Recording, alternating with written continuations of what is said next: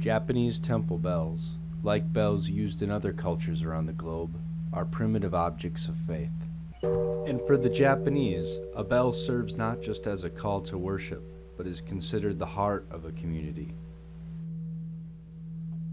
The community's reverence for the bell is evidenced by the symbolic way it is cast. Into the molten metal, temple parishioners toss precious heirlooms of silver and gold while Buddhist monks chant, breathing spirit into the object.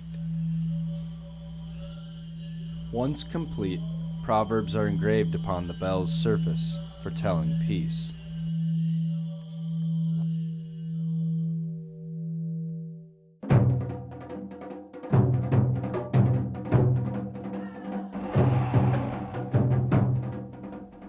Japan's meager natural resources ran out quickly as the nation waged war across thousands of miles of the Pacific. In order to feed the insatiable war machine, mandatory scrap metal drives occurred across the islands. Just like in America, households across Japan donated metal objects to the war effort. Metal objects of any kind were valuable, but the military was particularly drawn to the temple bells. These 1,000-pound bronze bells could become shell casings for ammunition. The bells were in many ways the most precious thing the community could give up, short of their lives. The town of Ohara, a small fishing village outside of Tokyo, was forced to donate their centuries-old bell. 秋はね、役場の平時係。かつて全国そうだと思います。配信回収、勝たなきゃ日本は滅びるんだという考え方で一致してましたから、その点はなんですよ、何ら考えないですね。子供心にもね、はい、いわゆるなんていうかな、うろろのない世界っていう感じは受けましたね。Thousands of temple bells were brought to naval ports like Yokosuka, outside of Tokyo, where they were melted for ammunition.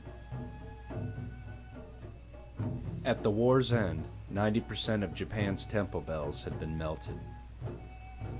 And while this was happening, the American troops were fighting horrific battles across the Pacific. The war with Japan claimed countless American and Japanese lives. And those Americans lucky enough to survive felt the primal urge to bring back a memento or a souvenir of their experience.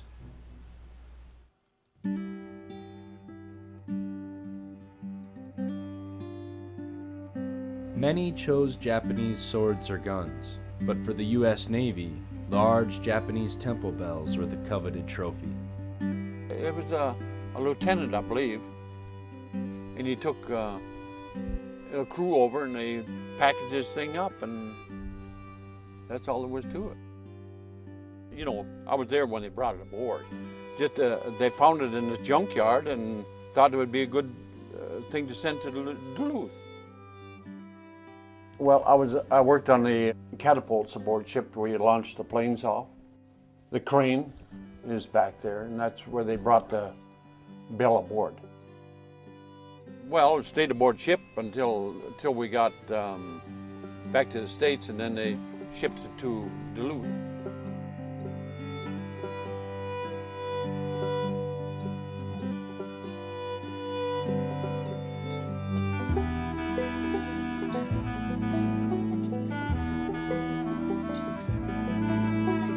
Once the ship was in port, the captain of the USS Duluth sent a letter to the city of Duluth describing the war trophy about to be sent across the country by rail.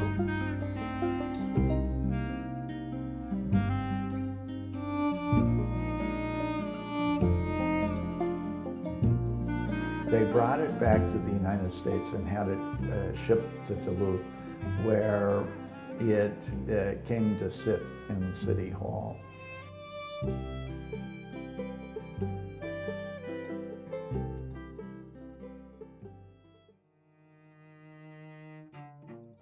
4.5 years later, a group of Japanese educators from the Tokyo region visited Duluth, and one of their hosts, U.S. Marine Corps veteran Gordon Swanson, brought the group to City Hall to see the bell.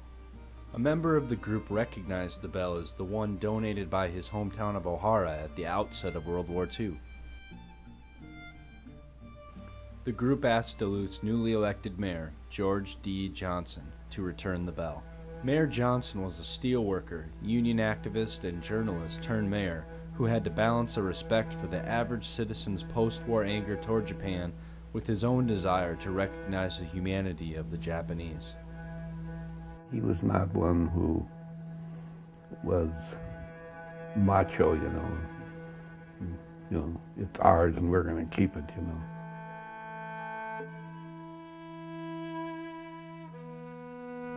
So it doesn't belong to us, and so it's going to improve relationships if we return it, so why not do it?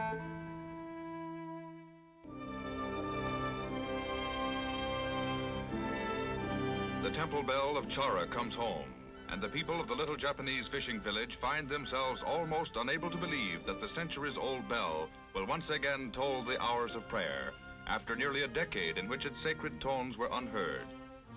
Taken by the Japanese military for its brass during the desperate last months of World War II, the bell was a U.S. Navy prize of war until its importance to the village of Chara was learned. Carefully crated to prevent damage, the bell is restored to the temple where it reposed for 260 years. だけどあの鐘がこう来ることによって、あ、これでいよいよ日本とアメリカの戦争はなくなったな。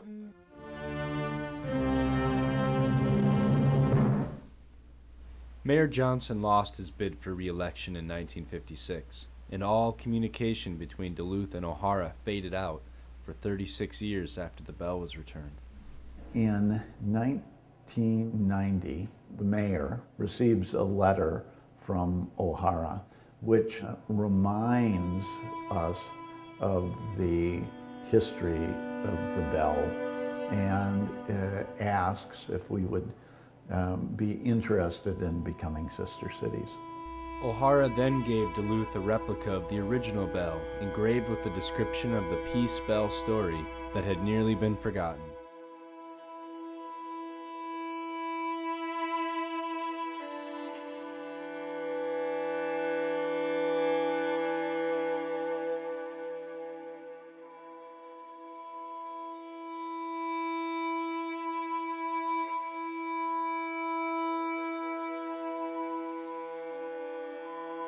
I think there are quite a few of us here present that can remember some of the unfortunate events of 50 years ago. And I think most of us will appreciate the fact that the bell, the temple bell, that apparently was a major factor in starting all this, is a peace bell, a peace bell.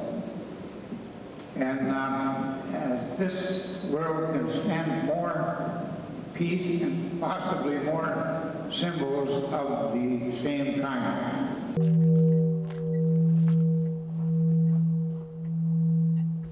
At the request of O'Hara, the bell is positioned so that when you stand ringing it, you are pointing toward Japan.